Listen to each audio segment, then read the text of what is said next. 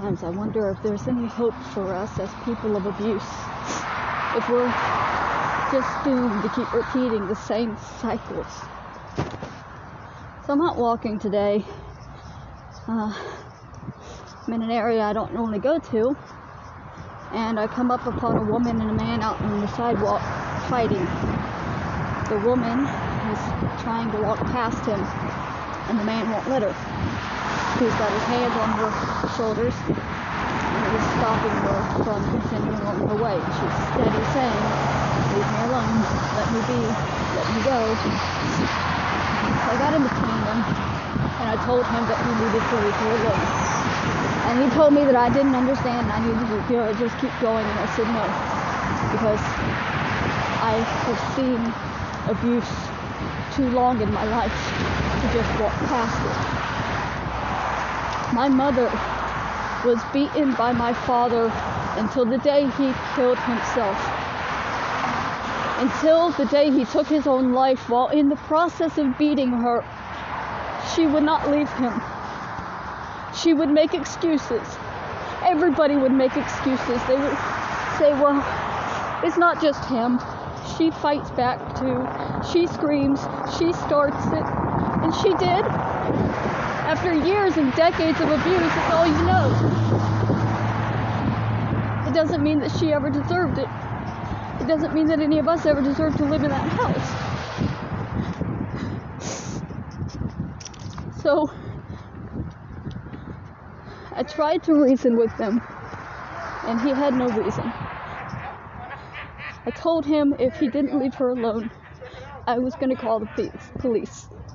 Because I was not going to walk away and leave her there in his hands. I wasn't. And even with me there, he was not going to let her walk away.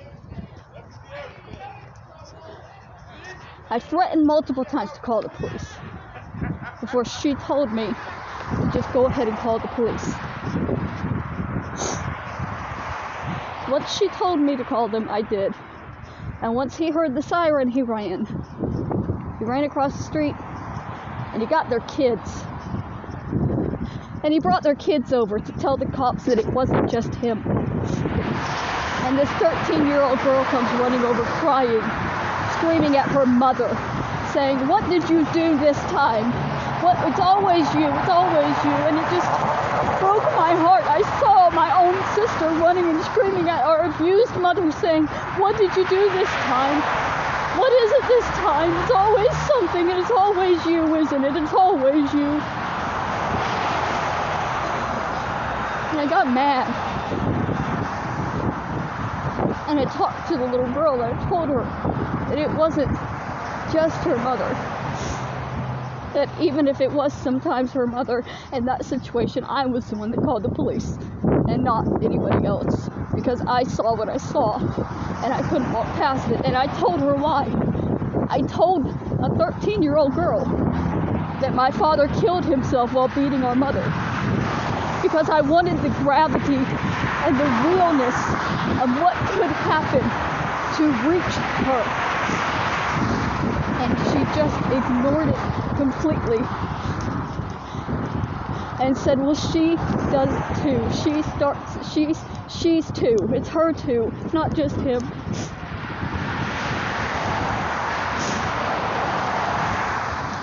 There's always going to be somebody to make excuses for the abuser. Even the abuser's children will stand in your face and make excuses for them.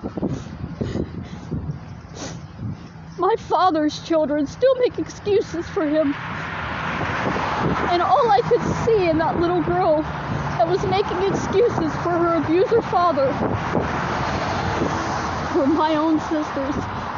Still making excuses for their abuser father decades after his death. Still can't be honest. Still can't even look at themselves and say that we deserved better. And that little girl's going to be the same way.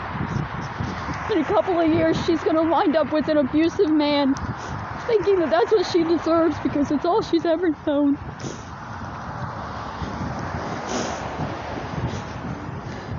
Just like I did. just like my sister did, just like so many women in my family have done. Because you can be abused for so long that you no longer even know what abuse is. It's just normal, and you don't know what love is anymore, because abuse is all that's normal. I hate what I just saw. I hate that that little girl came out immediately blaming her mother when her mother was being abused. I hate that I understand the mindset that made her do that.